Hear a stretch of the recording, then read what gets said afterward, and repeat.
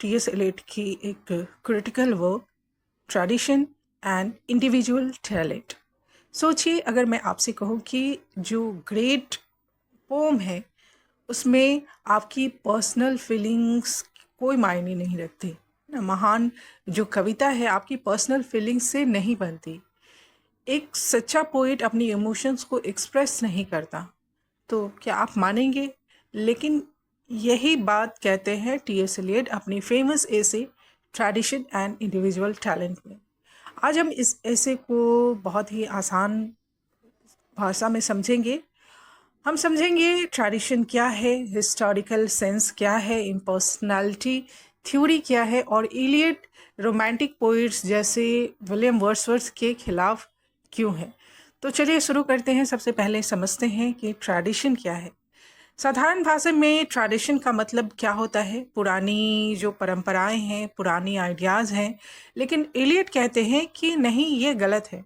Elliot के अनुसार tradition पूरी जो लिटरेरी हेरिटेज है, पूरी जो साहित्यिक विरासत है, उसे ट्रेडिशन कहते हैं। मतलब होमर से लेके आज तक की जो लिटरेचर है उसको ट्रेडिशन कहते हैं। लेकिन सबसे इम्पॉर्टेंट बात है कि ट्रेडिशन जो है वो फिक्स नहीं है। ट्रेडिशन स्टैटिक नहीं है। ट्रेडिशन डायनेमिक है, चेंजिंग है। मान लो कि एक नई कविता लिखी गई है तो वो सिर्फ नई नहीं होती, वो पुरानी कविताओं का मीनिंग भी बदल देती है। मतलब पास्ट और प्रेजेंट एक साथ एग्जिस्ट करते हैं। तो अब एलियट एक बहुत इम्पॉर्टेंट कंसेप्ट देते हैं, हिस्टोरिकल सेंस। तो हिस्टोरिकल सेंस क्या है? पास्ट प्लस प्रेजेंट को एक साथ समझना ना। एक पोइट को महसूस करना चाहिए कि मैं अकेला नहीं हूँ, मैं एक लंबी लिटरेरी ट्रेडिशन का हिस्सा हूँ। और ये क्यों ज़रूरी है? अगर पोइट को पास्ट का नॉलेज नहीं है, उसकी पोइट्री क्या होगी? सैलो हो जाएगी, छिछली हो जाएगी ना, उसमें डेप्थ नहीं होगा। आगे वो इम्पर्सनैलिटी थ्योरी की बात करते हैं ना। और एलियट कहते हैं कि poetry is not expression of personality but escape from personality. तो कविता में अपनी फीलिंग डालना जरूरी नहीं है, बल्कि उनसे दूर होना जरूरी है ना। एलियट यहाँ पे सीधे अटैक करते हैं रोमांटिक पोइट्स को, जैसे विलियम वर्ड्सवर्थ पे। वर्ड्सवर्थ कहते थे poetry is a spontaneous overflow of powerful emotions, है ना। लेकिन एलियट कहते हैं कि पोइट्री इमोशन का एक्सप्लोजन नहीं है, बल्कि कंट्रोल्ड रिफाइंड आर्ट है। हाँ, कंट्रोल्ड रिफाइंड आर्ट है पोइट्री, ये इमोशंस का ओवरफ्लो नहीं है। तो एलियट यहाँ पे साइंस का एग्जाम्पल भी देते हैं कि केमिकल रिएक्शन जैसे ऑक्सीजन प्लस सल्फर डाइऑक्साइड से सल्फ्यूरिक एसिड बनता है। इसमें प्लैटिनम कैटलिस्ट की तरह काम करता है। अब प्लैटिनम जो है वो रिएक्शन को हेल्प करता है। ये जो रिएक्शन होता है ऑक्सीजन प्लस सल्फर डाइऑक्साइड का, उसमें प्लैटिनम एज अ कैटलिस्ट काम करता है और इस रिएक्शन को होने में हेल्प करता है। लेकिन वो खुद चेंज नहीं होता, है ना। उसी तरह एलियट कहते हैं कि पोएट भी एज अ कैटलिस्ट है और पोएट इमोशंस को मिलाता है, लेकिन अपनी पर्सनल फीलिंग्स को डायरेक्ट एक्सप्रेस नहीं करता। आगे वो कहते हैं कि पोइट्री क्या है? पोइट्री इमोशंस नहीं है तो क्या है? तो एलियट कहते हैं कि पोइट्री इमोशन का कॉम्बिनेशन है, लेकिन कंट्रोल फॉर्म में, स्ट्रक्चर्ड वे में। ये डायरी नहीं है, ये रॉ फीलिंग्स नहीं है, ये आर्टिस्टिक क्रिएशंस है ना। अब ये सवाल आता है कि क्या एलियट इंडिविजुअलिटी को इग्नोर करते हैं? तो नहीं, एलियट इंडिविजुअलिटी को इग्नोर नहीं करते हैं। एलियट कहते हैं कि इंडिविजुअल टैलेंट इम्पॉर्टेंट है, लेकिन तभी पावरफुल होगा जब पोइट को ट्रेडिशन की डीप अंडरस्टैंडिंग होगी। जितना ज़्यादा आप पास्ट को समझेंगे उतने महान आप बनेंगे। तो फाइनल रिवीजन हम लोग करते हैं कि ट्रेडिशन क्या है? एक लिविंग लिटरेरी सिस्टम है। हिस्टोरिकल सेंस क्या है? पास्ट प्लस प्रेजेंट का अवेयरनेस होना चाहिए। और पोइट्री क्या है? इम्पर्सनल प्रोसेस है ना। पोइट क्या है? एक कैटलिस्ट है। तो poetry is not personal expression but an impersonal process shaped by tradition। तो क्या अगर मानते हैं कि हैमलेट दुनिया का सबसे महान ड्रामा है? क्या आपने कभी सोचा है कि एक ग्रेट क्रिटिक ने इसे फेलियर क्यों कहा? आज हम बात करेंगे उस ऐसे की जिसने लिटरेचर की दुनिया को हिला दिया, Hamlet and his problems by T S. Elliott.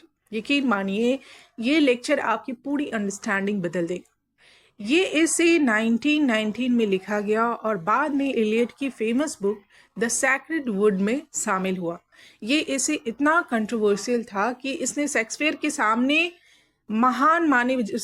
Shakespeare की सबसे महान माने जाने वाली प्ले को ही चैलेंज कर दिया। एलियट ने साफ कहा कि Hamlet is an artistic failure. सोचिए, शेक्सपियर का मास्टरपीस और फेलियर।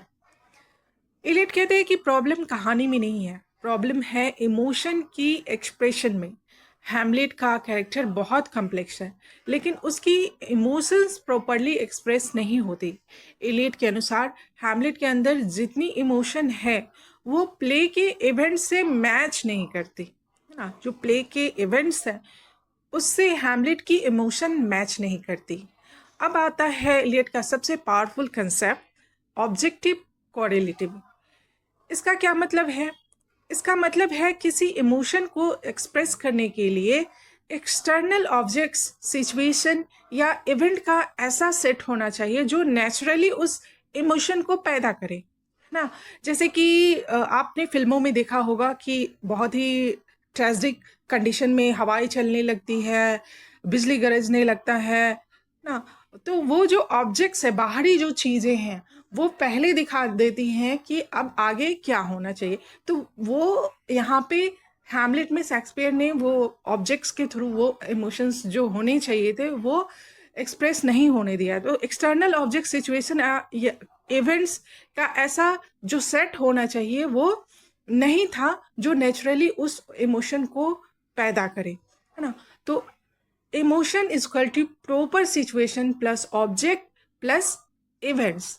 अगर यह बैलेंस नहीं होगा तो इमोशन लगेगा कि कंफ्यूजिंग या आर्टिफिशियल है। तो एलियट कहते हैं कि हैमलेट में ये ऑब्जेक्टिव कोरिलेटिव मिसिंग है, इसलिए हैमलेट की इमोशन अनक्लियर है, ऑडियंस कनेक्ट नहीं कर पाती और उसकी फीलिंग्स ओवरलोडेड लगती है। हैमलेट का सबसे बड़ा इश्यू क्या है? उसकी मदर के प्रति उसका हैट्रेड। लेकिन प्रॉब्लम ये है कि गर्ट्यूड, उसकी माँ के एक्शन इतने स्ट्रॉन्ग नहीं है कि हैमलेट का इतना एक्सट्रीम रिएक्शन जस्टिफाई हो सके, और यही इम्बैलेंस ट्रेजेडी को वीक बनाता है। एलियट का मानना है कि गर्ट्यूड का कैरेक्टर प्रॉपरली डेवलप नहीं हुआ, ऑडियंस को ऐसा कुछ नहीं दिखता जो हैमलेट की इंटेंस डिस्गस्ट को जस्टिफाई करे, और इससे पूरा इमोशनल स्ट्रक्चर जो है वो कोलैप्स हो जाता है। एलियट कहते हैं कि शेक्सपियर ने एक पुराने प्ले और हैमलेट से ये कहानी ली थी, लेकिन वह इस मटेरियल को प्रॉपरली हैंडल नहीं कर पाए। इमोशन इतना कॉम्प्लेक्स था कि शेक्सपियर उसे पूरी तरह एक्सप्रेस नहीं कर सके। एलियट कंपेयर करते हैं हैमलेट को शेक्सपियर के दूसरे प्ले मैकबेथ से। मैकबेथ में इमोशन क्लियर है, सिचुएशन स्ट्रांग है, ऑब्जेक्टिव कोरिलेटिव परफेक्ट है, इसलिए मैकबेथ एक सक्सेसफुल ट्रेजेडी है, हैमलेट नहीं। एलियट का फाइनल वर्डिक्ट है कि हैमलेट की इमोशंस इतनी कॉम्प्लेक्स है कि वो ड्रामेटिक फॉर्म में प्रॉपरली एक्सप्रेस नहीं हो पाती। शेक्सपियर खुद इस इमोशन को हैंडल नहीं कर पाए और रिजल्ट क्या हुआ कि प्ले जो है वो कंफ्यूजिंग हो गया, कैरेक्टर्स इनकंसिस्टेंट दिखते हैं और ट्रेजेडी वीक दिखता है। इसलिए एलियट कहते हैं कि Hamlet is an artistic failure. तो हमने आज देखा, एलियट ने हमें सिखाया कि लिटरेचर में इमोशन तभी पावरफुल होता है जब वो सही तरीके से एक्सप्रेस किया जाए। बिना ऑब्जेक्टिव कोरिलेटिव के इमोशन सिर्फ कन्फ्यूजन बन जाता है, और यही कारण है कि दुनिया का सबसे फेमस प्ले भी एक क्रिटिक की नज़र में फेलियर बन गया। आपको ये लेक्चर कैसा? क्या कविता सिर्फ भावना होती है? क्या कविता सिर्फ भावना होती है, या फिर कविता एक सोचने की कला भी है? क्या आपने कभी सोचा है कि एक समय ऐसा था जब कवि सोचते भी थे और महसूस भी करते थे एक साथ। लेकिन फिर क्या हुआ, क्यों ये जो कविता है वो दो हिस्सों में टूट गई। आज हम बात करेंगे एक ऐसे ही ऐसे की जिसने लिटरेरी क्रिटिसिज्म की दिशा ही बदल दी, मेटाफिजिकल पोइट्स, जिसको टी.एस. एलियट ने 1921 में लिखा था। इस पूरे ऐसे का सबसे बड़ा कंसेप्ट है यूनिफाइड सेंसिबिलिटी। इसका मतलब क्या है? इसका मतलब है जब कवि की सोच, कवि की इंटेलेक्ट और कवि के इमोशंस अलग अलग नहीं होते, बल्कि दोनों एक साथ काम करते हैं। तो मेटाफिजिकल पोइट्स के अंदर फीलिंग और थिंकिंग का परफेक्ट बैलेंस था। वो जब प्यार की बात करते हैं तो सिर्फ भावुक नहीं होते, वो उस पर तर्क भी करते हैं। यानी उनकी कविता दिमाग प्लस दिल दोनों का मिश्रण से बना है। वो थिंकिंग भी करते हैं, प्लस उसमें इमोशंस भी होता है, तर्क भी होता है और इमोशंस भी होता है, फीलिंग्स भी होती है। अब एलियट कहते हैं कि डिसोसिएशन ऑफ सेंसिबिलिटी की बात करते हैं कि 17th सेंचुरी के बाद एक बड़ी समस्या आई है ना। डिसोसिएशन ऑफ सेंसिबिलिटी का मतलब है कि सोच और भावना है ना, इंटेलेक्ट और इमोशंस जो है वो अलग अलग हो गई ना। डिसोसिएशन ऑफ सेंसिबिलिटी में क्या इनका कहना है कि सोच और भावना अलग अलग हो गई, और ये कब हुआ? 17th सेंचुरी के बाद। और इसके बाद के कवि या तो सिर्फ इमोशनल हो गए या सिर्फ इंटेलेक्चुअल हो गए। तो रिजल्ट क्या हुआ कि पोइट्री वीक हो गई, जो डेप्थ होनी चाहिए पोइट्री में, जो बैलेंस होनी चाहिए, वो ख़त्म हो गई। मेटाफिजिकल पोइट्री की जो विशेषताएं हैं, लेट बताते हैं कि मेटाफिजिकल पोइट्स क्यों इतनी खास है। क्योंकि उनमें कंसीट है ना। कंसीट क्या है? वो पावरफुल कंपैरिजंस करते हैं ना। वो कंपैरिजंस कुछ अजीब होते हैं लेकिन पावरफुल होते हैं। ड्रामेटिक, अचानक और ड्रामेटिक शुरुआत करते हैं। लॉजिकल आर्गुमेंट की तरह कविता को प्रेजेंट करते हैं। रीडर से डायरेक्ट बात करते हैं और अनप्रेडिक्टेबल इमेजरी प्रेजेंट करते हैं। तो ये पोइट्री आपको सिर्फ महसूस नहीं कराती ना। मेटाफिजिकल पोइट्री जो है वो आपको सिर्फ महसूस नहीं कराती, ये आपको सोचने पे मजबूर करती है। मेटाफिजिकल पोइट्री सिंपल नहीं है, इसमें आइडियाज़ बहुत स्ट्रॉन्ग होते हैं। कविता जो है फिलोसफिकल डिस्कशन जैसी लगती है, रीडर को एक्टिव होना पड़ता है इसको समझने के लिए। और ये इजी पोइट्री नहीं है, ये थिंकिंग पोइट्री होती है। अब सवाल ये है कि क्या ये सिर्फ दिमाग की कविता होती है, इंटेलेक्चुअल कविता होती है? नहीं, इसमें इमोशन भी उतना ही पावरफुल होता है। लेकिन ये इमोशन जो है वो अनकंट्रोल नहीं होता, ये डिसिप्लिन्ड होता है। और ये प्यार में भी यहाँ लॉजिक के साथ आता है।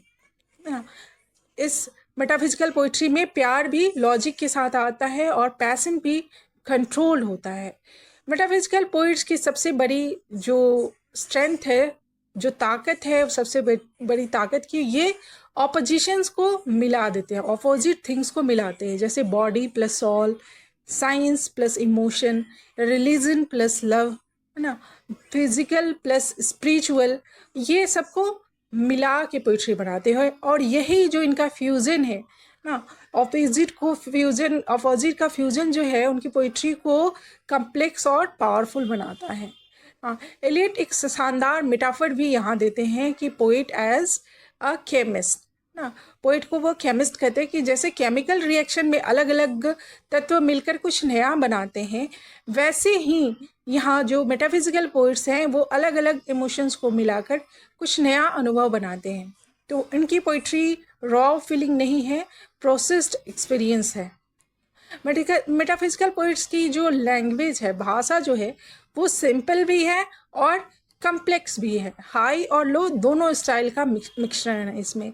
उसमें विट भी है, चतुराई भी है और आयरनी का भी ये यूज करते हैं। तो कॉम्पैक्ट एक्सप्रेशन है, कम शब्दों में ये ज़्यादा अर्थ देते हैं, हर लाइन में डेप्थ होती है। तो ये कवि पर्सनल एक्सपीरियंस से लिखते हैं, है ना, और लेकिन उसे यूनिवर्सल बना देते हैं। मेटाफिजिकल पोइट्स पर्सनल एक्सपीरियंस से लिखते हैं और इस तरह लिखते हैं कि वो यूनिवर्सल हो जाता है। और ये इनकी आर्टिस्टिक ट्रांसफॉर्मेशन है। एलियट कहते हैं कि मेटाफिजिकल पोइट्स अंडररेटेड हैं, वे ज़्यादा कंप्लीट पोइट्स हैं, उनके पास बैलेंस है।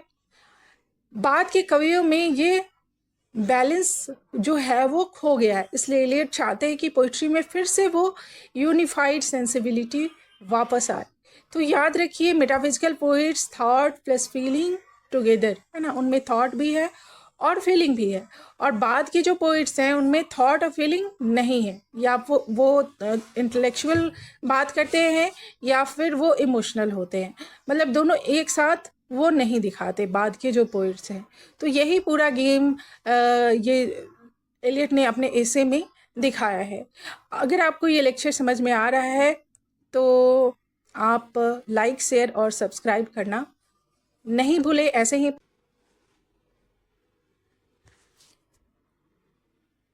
क्या क्रिटिसिज्म सिर्फ कमियां निकालना होता है, या फिर ये लिटरेचर को समझने की एक सबसे बड़ी चाबी है? क्या एक क्रिटिक पोइट से ज़्यादा पावरफुल हो सकते हैं, या उसका काम सिर्फ एक्सप्लेन करना है? आज हम डिकोड करेंगे एक ऐसा ऐसे जिसने लिटरेरी क्रिटिसिज्म की पूरी डिफिनेशन बदल दी। आज हम पढ़ेंगे टी.एस. एलियट की द फंक्शन ऑफ क्रिटिसिज्म, जो इन्होंने लिखा था 1923 में। एलियट इस एसे को क्यों लिखते हैं? उस समय रोमांटिक क्रिटिक ये मानते थे कि पोएट जो है वो जीनियस होते हैं और क्रिटिसिज्म जो है वो सेकेंडरी होता है और यूजलेस होता है। तो एलियट इस आइडिया को चैलेंज करते हैं। वे कहते हैं कि क्रिटिसिज्म यूजलेस नहीं है, बल्कि ये लिटरेचर को समझने के लिए ज़रूरी है। तो उनका गोल क्या होता है कि क्रिटिसिज्म की सही रोल और लिमिट डिफाइन करना। इस ऐसे के माध्यम से एलियट क्रिटिसिज्म की सही रोल और लिमिट डिफाइन करते हैं। तो एलियट का मेन आर्गुमेंट यहाँ है कि क्रिटिसिज्म का काम है एक्सप्लेन करना, इल्यूसिडेशन, है ना, एक्सप्लेन करना, कंपेयर करना। क्रिटिसिज्म का काम क्रिएशन नहीं है, यानी पोएट जो है वो क्रिएट करता है और क्रिटिक जो है वो क्लैरिफाइज करता है ना। तो एलियट साफ कहते हैं कि क्रिएशन जो है वो प्राइमरी एक्टिविटी है और क्रिटिसिज्म जो है वो सेकेंडरी एक्टिविटीज़ है। तो क्रिटिसिज्म वर्सेस क्रिएशन की बात करते हैं। पोएट नया काम करते हैं और क्रिटिक्स उस काम को समझाते हैं। तो क्रिटिक पोएट से ऊपर नहीं है, लेकिन ज़रूरी है। तो क्रिटिसिज्म क्या करता है? सपोर्ट सिस्टम है लिटरेचर का। एलियट एक पावरफुल आइडिया देते हैं, ट्रेडिशन का कंसेप्ट समझाते हैं कि कोई भी वर्क अकेला नहीं होता, हर वर्क जुड़ा होता है पास्ट लिटरेचर से, ट्रेडिशन से। तो क्रिटिक का क्या काम होता है? किसी वर्क को उसके ट्रेडिशन में समझना, है ना। क्रिटिक का क्या काम होता है कि किसी वर्क को उसके ट्रेडिशन में समझना। तो इसके लिए क्रिटिक के पास होना चाहिए हिस्टोरिकल सेंस, है ना। अगर क्रिटिक जो है किसी वर्क को ट्रेडिशन के पॉइंट ऑफ व्यू से जज कर रहा है, तो खुद उसे ट्रेडिशन की समझ होनी चाहिए, हिस्टोरिकल सेंस होनी चाहिए। इसका मतलब है कि उसे पास्ट का नॉलेज होना चाहिए, प्लस प्रेजेंट की अंडरस्टैंडिंग होनी चाहिए। क्रिटिक को देखना चाहिए कि लिटरेचर जो है वो कैसे इवॉल्व हुआ। ये अंडरस्टैंडिंग जो है वो जजमेंट को स्ट्रॉन्ग बनाती है। एलियट कहते हैं कि क्रिटिसिज्म पर्सनल नहीं होना चाहिए, है ना। ये पर्सनल ओपिनियन इसमें नहीं होना चाहिए, बायस नहीं होना चाहिए, इसमें ऑब्जेक्टिविटी होनी चाहिए और न्यूट्रल जजमेंट होना चाहिए। क्रिटिक को टेक्स्ट पे फोकस करना चाहिए, न कि ऑथर या पर्सनल फीलिंग्स पे। मेथड ऑफ क्रिटिसिज्म की बात पे एलियट कहते हैं कि क्रिटिक्स को अप्रोच जो है वो साइंटिफिक होना चाहिए, एनालिसिस करना चाहिए, कंपैरिजन करना चाहिए, उनमें लॉजिक थिंकिंग होनी चाहिए। तो क्रिटिसिज्म इमोशनल रिएक्शन नहीं है, क्रिटिसिज्म डिसिप्लिन्ड स्टडी है ना। तो क्रिटिसिज्म क्या करता है? रीडर की अंडरस्टैंडिंग बढ़ाता है, टेस्ट इम्प्रूव करता है, लिटरेरी स्टैंडर्ड्स सेट करता है। बिना क्रिटिसिज्म के लिटरेचर जो है वो कैओटिक हो जाएगा। तो क्रिटिक की क्या क्वालिटीज़ होनी चाहिए, इसके बारे में भी एलियट बताते हैं कि एक अच्छा क्रिटिक कैसा होना चाहिए।